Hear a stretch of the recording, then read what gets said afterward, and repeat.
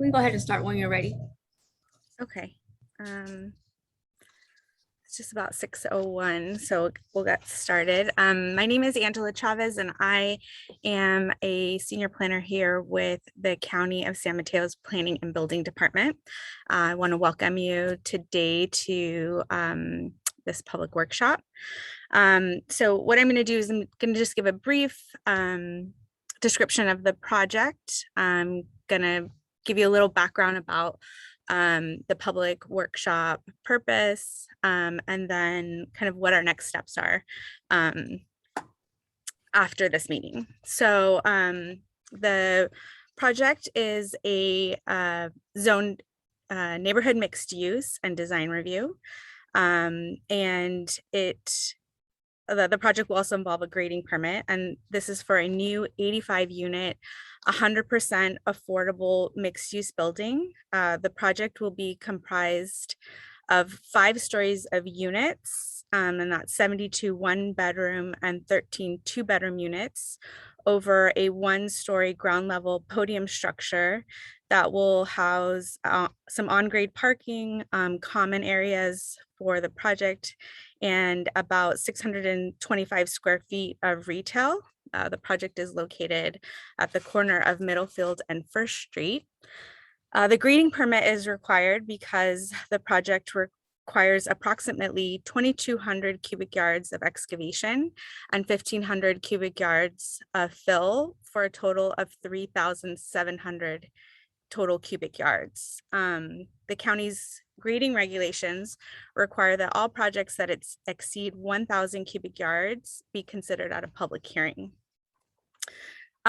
This public workshop is required because the project requires a public hearing, and our zoning regulations require that any residential development involving 10 or more dwelling units that requires a public hearing go through this process. The purpose of this major project workshop is basically to get some early involvement from the public to get your input on major development projects, and to the extent feasible to resolve any potential issues before the formal county review process begins. After this meeting, we will basically take all of your comments along with the preliminary comments that we've received from the reviewing agencies, and we'll compile a summary letter for the applicant to consider. Once that formal consideration of the project happens, the project will basically undergo a staff level design review, for which anyone interested that's attending this meeting and or neighbors that are within 300 feet of the project site will be notified. A review and recommendation by the North Fair Oaks Community Council. Again, anyone who wishes to be notified should let us know. And also a neighborhood notification of 300 feet will also be mailed. And then finally, hearing at the county's planning commission, which again, another notice will go out, and you have opportunity to express support, concerns, and any other issues that you might have about the project at any point during those 3 considerations. So that being said, Janet, who's helping us out this afternoon, our Planning Commission Secretary, is going to give you some instructions about how you will participate. And then Michael Matthews, our project applicant, will give a breakdown of the project. And after that, we'll take questions and comments. Thank you, Angela. Thank you for attending the Zoom video conference today. In order to, let's see, we're going to be using the raised hand feature in order to organize any public comments. So, it says, for those joining by phone, please press *9 to indicate your desire to speak. And then, yeah, that's it, actually. So thank you very much.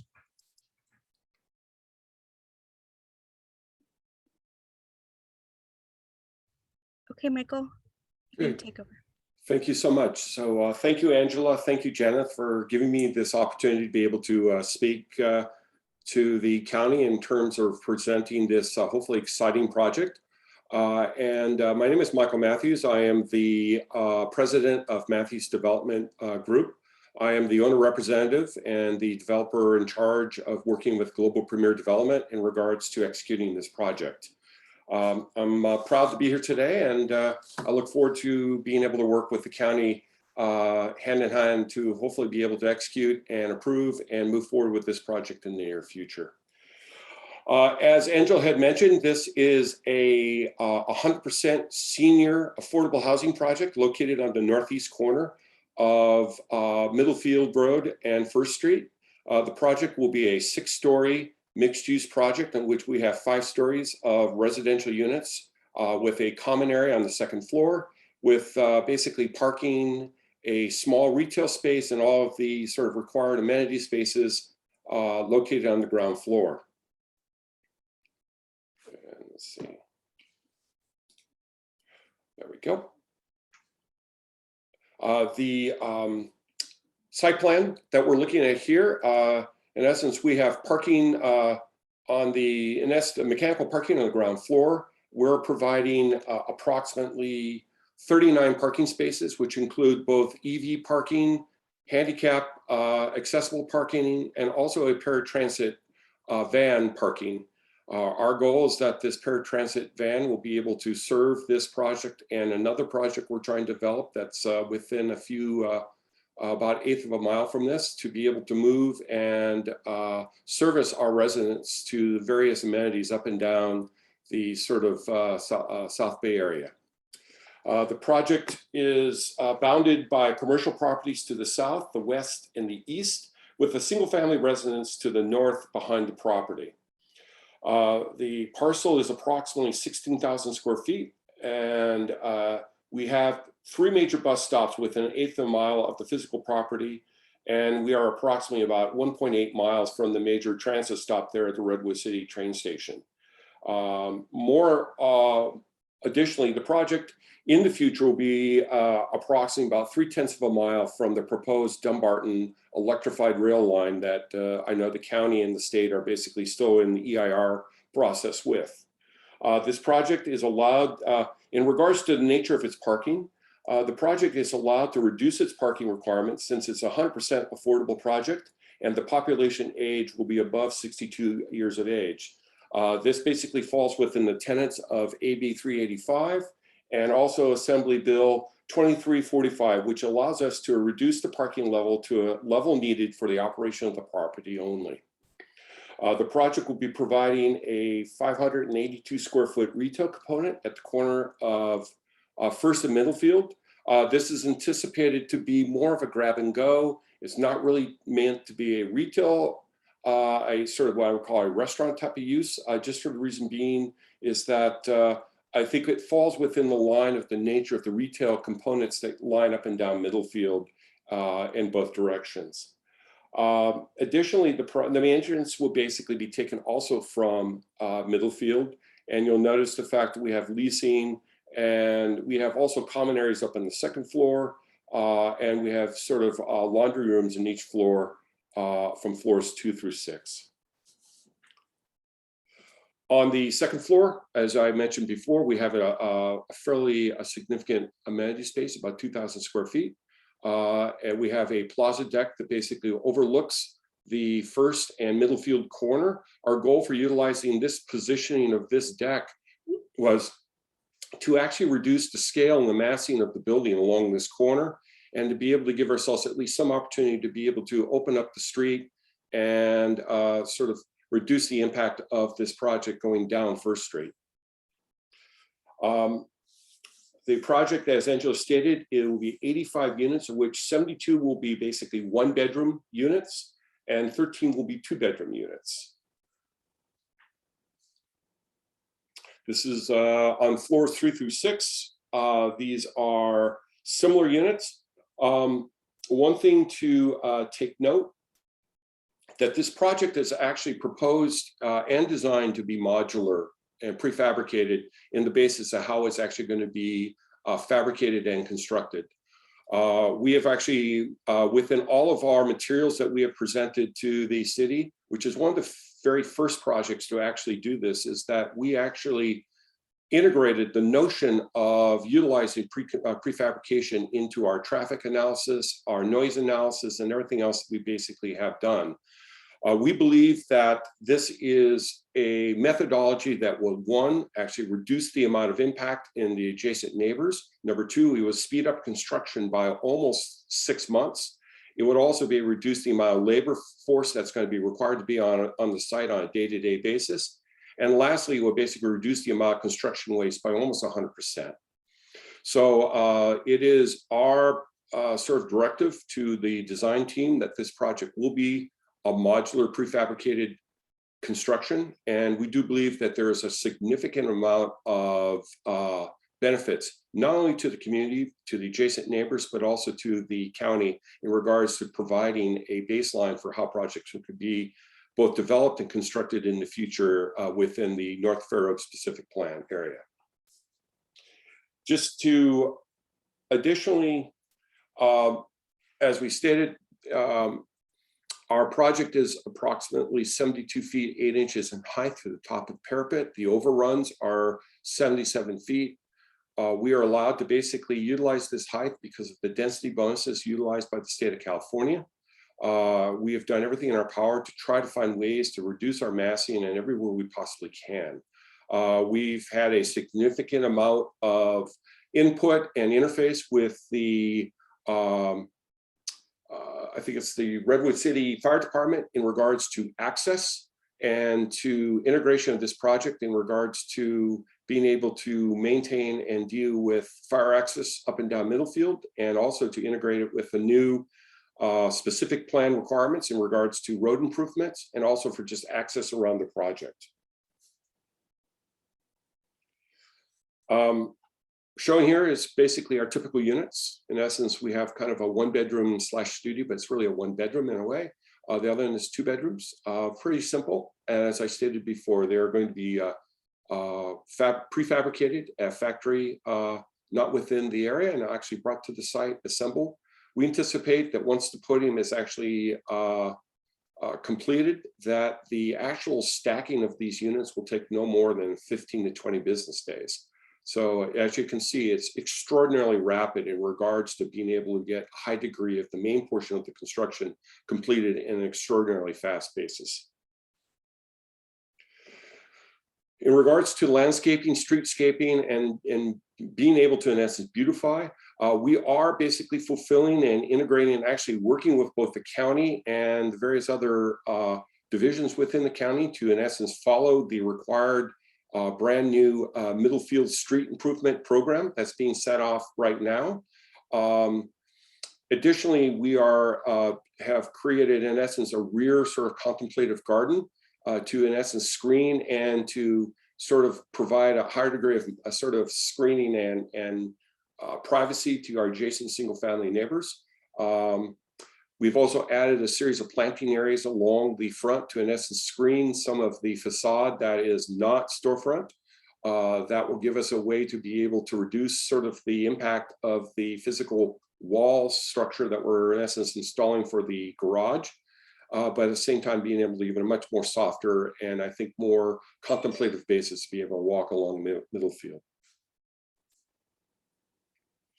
On the upper deck, we basically what we would call a pedestal podium pavers with street furniture, chairs, tables, umbrellas, and activities for the seniors at this complex. We've tried to pick native planting and planting that is respective to the area, that picks up some of the colorations and the nature of the seasons, and are items that basically can be maintained and kept up for the perpetuity of the project, and to be able to beautify the street as much as we possibly can. In regards to exterior materials, the project is proposed to utilize a metal composite panel siding along with ceramic coated cladding, and various areas on our sort of handrails and other screens will be a perforated metal panels painted in kind of a bronze and sort of dark gray basis. We tried to be able to give as much interest as we possibly can in this facade to be able to create shade and shadow to kind of break up some of the massing, and also try to create a fairly interesting facade that hopefully will bespoke the nature of the quality of the project, but also be able to kind of give a little bit of interest in the streetscape going along the middle field. Lastly, it's the last couple of slides. It's just our elevations. This is the west elevation along First Street, which is at the elevation at the top. The elevation on the bottom is the elevation along Middlefield. The next elevation at the top of the sheet is the elevation adjacent to the east by the neighboring commercial property, just before you get to Second Street. And then the north elevation or the rear elevation is basically the elevation facing toward the single family housing and the contemplative garden that we've designed in the back. These are 4 renderings trying to give some capability of what we're trying to accomplish in regards to the type of streetscape. As you can see, we are trying to show a planting area that will try to create a growing vines to screen the ventilation screens along the street. They're being shown on the right-hand upper imagery. We're kind of in essence the very first guinea pig in the sort of North Fair Oaks specific plan to truly follow the new streetscape design. And our goal is to try to be a model for everything that's basically being done up and down the rest of the street. The last 2 images at the bottom of the sheet are looking up and down Middlefield, looking from the southeast and the southwest at the project in both angles. That tries to give you an idea in terms of the nature of our massing and how we've tried to break out the podium and create more of a, I think a more sort of articulated base in terms of the project being experienced along the ground level. And that is the end of my presentation. I'll be more than welcome to be able to answer any questions or comments at this time. Thanks, Angela. And I guess I need to give up sharing here. There we go.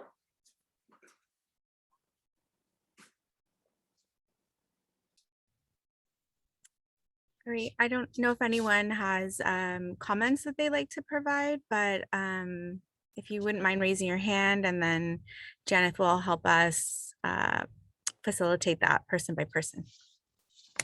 Thank you, Angela. If your hand is raised, your name will be called for this. I will lower your hand after you speak. Those joining by telephone can press *9 to raise or unraise your hand. And I do see one person with their hand raised, which is Brooks Esser. So please accept the request, unmute your microphone and begin speaking. Thank you. Thanks very much. The project looks terrific just to my eye. And as I mentioned earlier, Michael, it addresses what I think is a real need in the community. I'm a little concerned about parking. 2 reasons, and I'm not an expert in this, but it sounds like the ratio of the number of parking spaces provided on site is relatively low compared to the number of units. And I want to preface that by saying that parking in the residential areas around Middlefield is a real issue. We've got, I mean, basically it's very, very difficult for residents to find parking in front of their homes, anywhere near their homes. So I'm kind of being, I'm very aware of anything that might add to that issue. And maybe there's a follow-on to this. Angela, you know, the project that's going in behind the community health center, do you have the numbers with regard to the number of parking spaces that are being provided there versus the number of units? I mean, it's less than 1 to 1, obviously. I was just interested in what the ratio is and if this project is somewhat similar to that. I actually have the plan check for that. So if you want to go ahead and ask other questions, I can pull up those plans and provide you that ratio. Okay, that would be interesting. I think it would be of interest to Michael too. Michael, did I see stacked parking as part of the plan in there? Yes, that's correct, Brooks. Okay. You know, I have had this long conversation with Angela in regards to the nature of parking and how we fit in with this world, especially within the world of the requirements, or at least the allowances that we are allowed to utilize regarding AB 385 and AB 2345. Believe me, I have been to the site, I think probably a total of 8 times over the last year. So I've spent a lot of time going up and down the street. I'm fully aware of what you're referencing. Yeah. The nature of a senior housing project, though, is normally that one, where you're honestly blessed to a high degree, the fact that you have a pretty significant transit lines that run, like I said, we have 3 transit stops within literally less than 700 feet from the project. There's obviously one right there in front of the site by, I think, 2nd Street. There's one to the north, which is about another 300 feet, 380 feet the other way. And there's another one about 600 feet on the other direction, all walkable.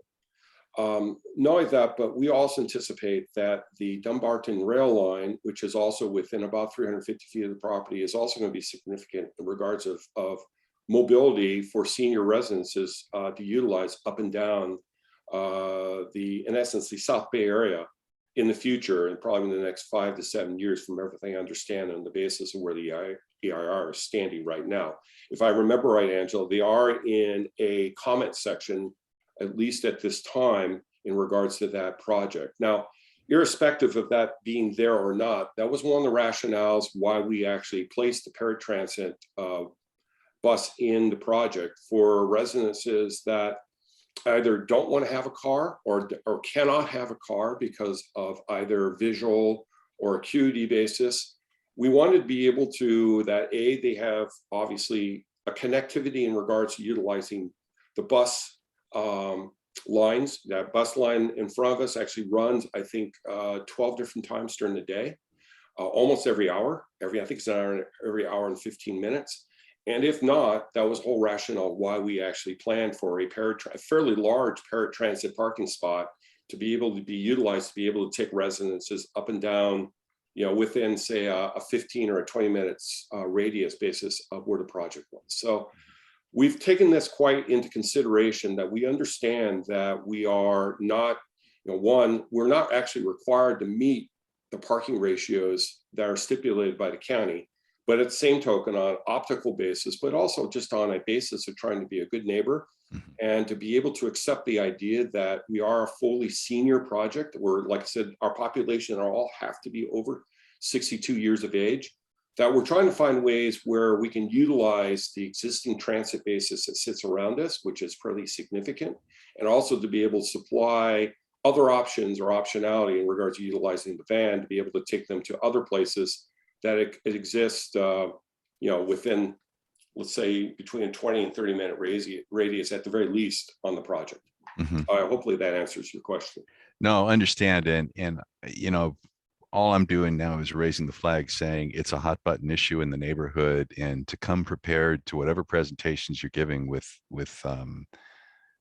your plans, how you're working within 385, 2345, and even comparisons to other projects where there are similar ratios and things, is going to do nothing but help you as far as getting it through all the approval processes. I hear you very clearly. Okay. I was already quite aware, and Angela has warned me, and the other planners have warned me in regards to my other project I'm working on, that it is a hot button. Yeah. If, for example, I was a different type of use or a different type of population, then obviously there's a much more difficult conversation that has to be made. But, being that it is a predominantly senior, over 62 years of age population, I think that we have at least some softer ground to be able to discuss, or at least be able to have a conversation on the rationales and reasons why we took the direction we did. Okay, that sounds great. And while you mentioned the other project, that's the 2850 San Mateo project. Is that correct? What's the status of that one? Because a similar hearing was scheduled for that a few weeks ago. That's canceled. A great question. There was basically there's a negotiation going on right now in regards to finalizing the either a purchase sale agreement or an LOI in regards to a basis of intent in regards to how the property be passed through. Yes, you're absolutely right. Unfortunately, that project was way further ahead, and it was my wish that if we didn't have this sort of negotiation issue, we would have been actually already passed, probably either in front of you or even gone to already to council in regards to its approval. My goal is that nothing has changed in regards to the nature of that project, but it really has to do with the nature of just getting a finalization in regards to the purchase sale agreement between the property owner and the developer. Okay. Brooks, one other thing I wanted to point out that is significant in regards to this property because Angela touched on it very briefly in regards to the nature of the grading permit. Whether it's good or bad, we're very much blessed on this property with really pretty bad soil to the point where we have to over-X 5 feet just to be able to remove it and bring in an import soil to even get stable soil to be able to set the building on it. The other problem, and it was the reason why we originally had looked with the idea of going with subgrade parking pits and having mechanical pits that were in essence 2 up and 1 down. The issue is that the water table is at approximately about -5 feet. We would had to have incurred a pretty significant cost increase on regards to our cost per space per parking because of the fact of hydrostatic pressure and the amount of water that exists in this area. And it was in our mind, probably it would be best to try to not do that because it just creates even more problems and more maintenance issues and an operational basis in regards to trying to deal with that groundwater. It's just something you really would rather stay out of. So I know that those are a lot of, in some ways, optically, a lot of people say, well, whether that's something, a reason or rationale, but when we're looking at a development project and trying to make it, right now we're looking at development projects are, especially affordable projects, are frankly the most expensive projects to develop out there at this period of time. That if we have any degree of optionality to be able to make some pivot points on project to try to be able to reduce our costs, we're going to very much try to do that. We are, for example, spending more money doing the modular configurations than a normal site build. But we felt that it was such a benefit to the neighborhood in regards to reducing impacts of waste, people, construction time, noise, and inconvenience, that in our balancing points of what we're trying to do, it felt that would be a much more appropriate basis of how to construct this, especially with the work that's being done up and down Middlefield right now, because we also kind of have to fit in that equation too, in regards to the nature of the public work that's being done right now. And that's, from everything I understand, is going to be continuing on for probably the next 8 to 12 months. Yeah, if we're finished by the end of calendar 2022, I'd be very pleased with that. So yeah, and I've had significant set of conversations with the general contractor, the AECOM, who is in essence the sort of construction management group, and the county itself in regards to how we are going to work in the same sandbox and play together, and how are we going to be able to work with all these parties and not have to tear out things they've already put in, or can we find ways to work together? So we've tried to be a very good neighbor in regards to, one, reducing impacts, because the most, I think, the most sort of hot, I've sat on the plan commission down here for almost 12 years in the city of Burbank. So believe me, I've been through my share of public hearings, and I know for a fact that, impacts in regards to construction and inconvenience and noise and traffic are the major pieces that really, frankly, keep everyone, perturbed in regards to new construction. So in our minds, we were trying to find a way to be able to mitigate that to the very best way we could. I hope I'm not taking the conversation too far afield in all this, Angela.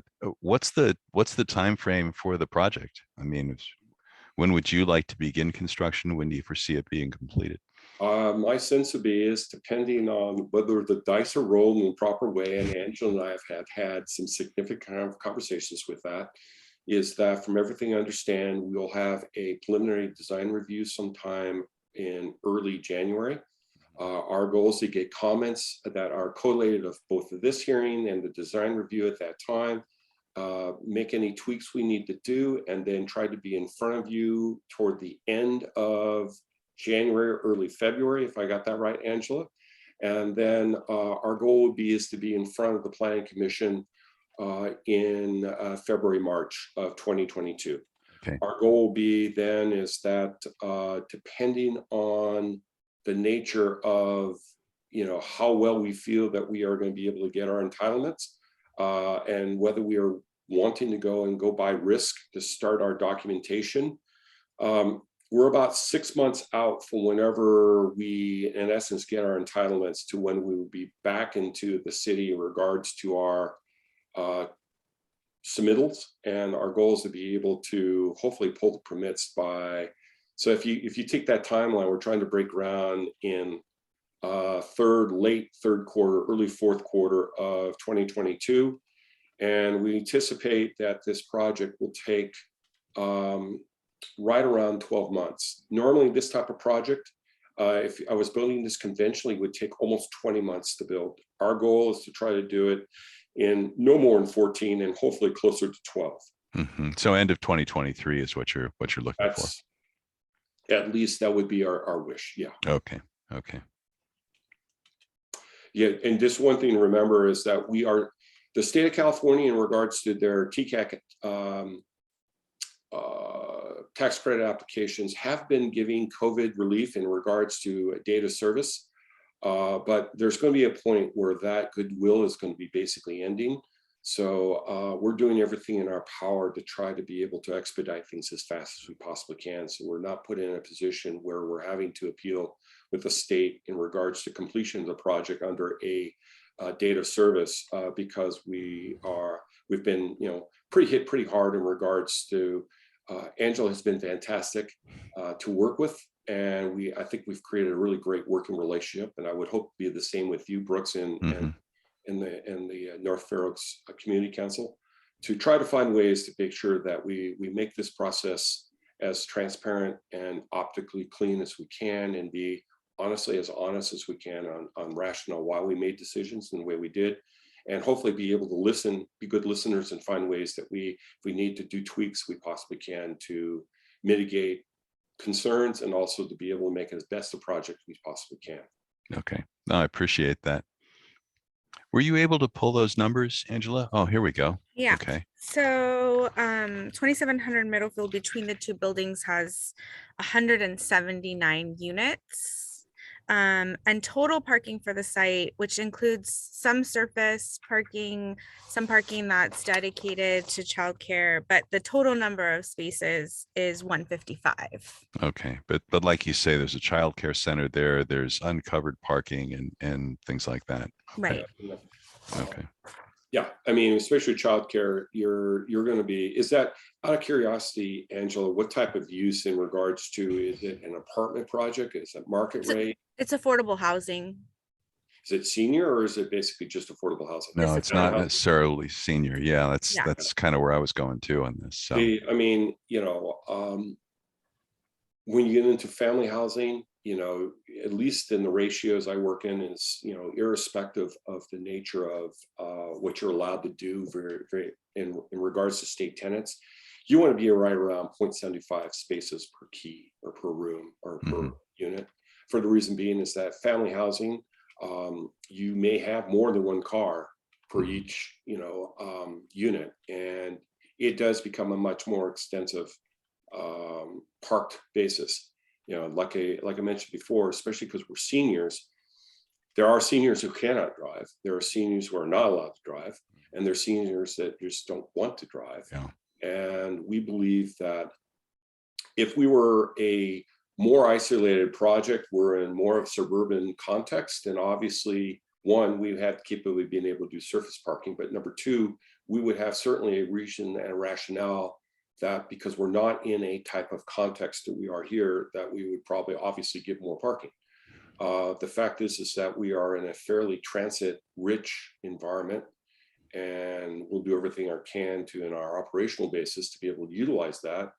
That I think it's to our benefit to try to reduce as much parking and reduce the amount of impact in regards to the nature of the project to the rest of the surrounding neighborhood. Okay, no, I understand. Thanks for digging those numbers up so quickly, Angela. And I feel like I've completely monopolized the public comment section of this. If there's anybody out there, please call on them, Angela. Is there anyone else that would like to speak? I do not see anybody with their hand raised at this moment. Give you a second.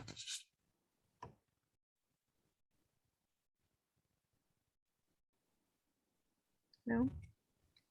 No. Okay. Okay. I mean, really, again, the purpose of having this meeting is really for people to express concerns, to get informed. If, I don't know, Michael, if you have anything else you want to share, or Brooks, if you have anything additional, this would be the time. No, I would just say that, Brooks, I look forward to continuing our dialogue.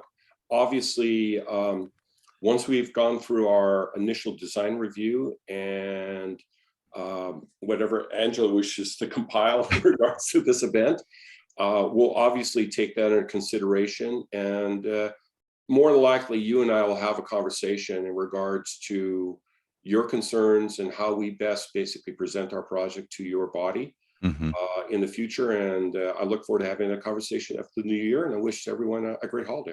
That's great, Michael. And Angela, that'll go before the Bayside Design Review Council or Committee. Is that correct? No, unfortunately, the way that the update to the North neighborhood mixed use / DR designation, it didn't actually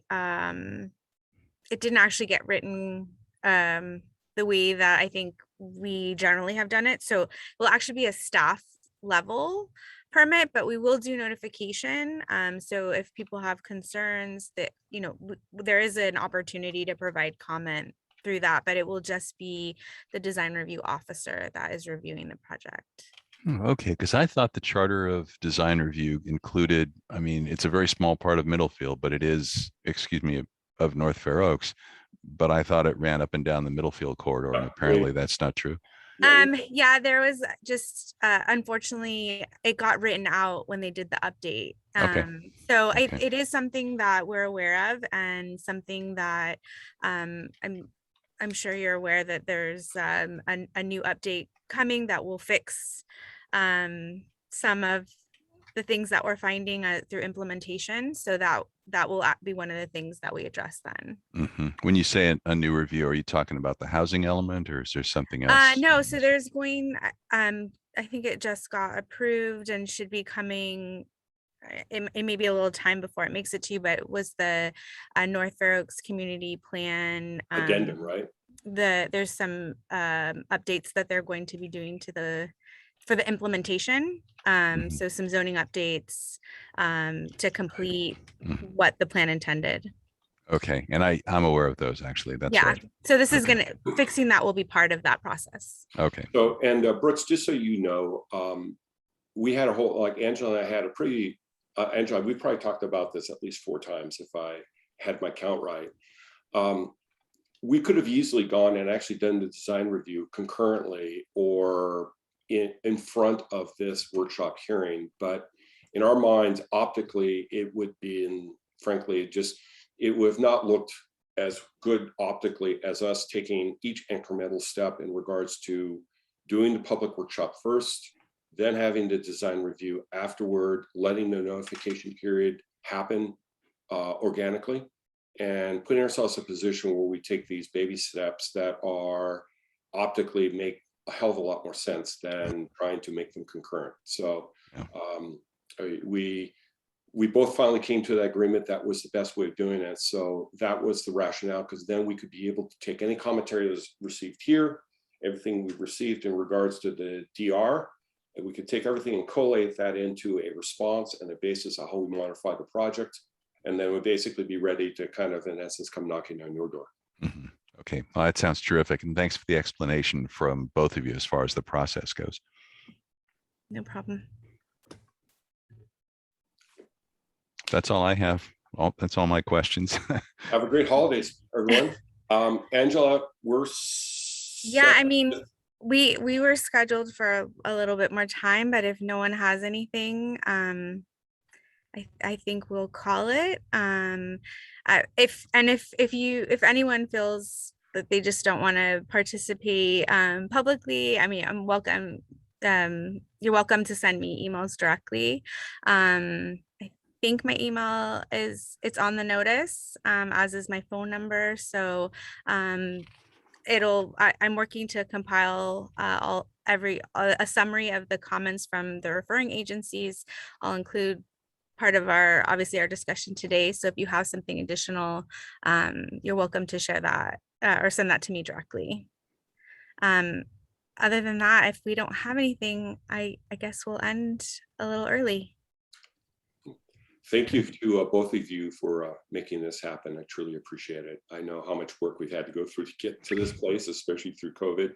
And I'll just say how deeply appreciative that I am to you, Angela, in regards to your hard work and bird dogging all of our various reviews we've had from all the various groups and divisions of the county. And I just want to say thank you, because I do appreciate it. Happy to help.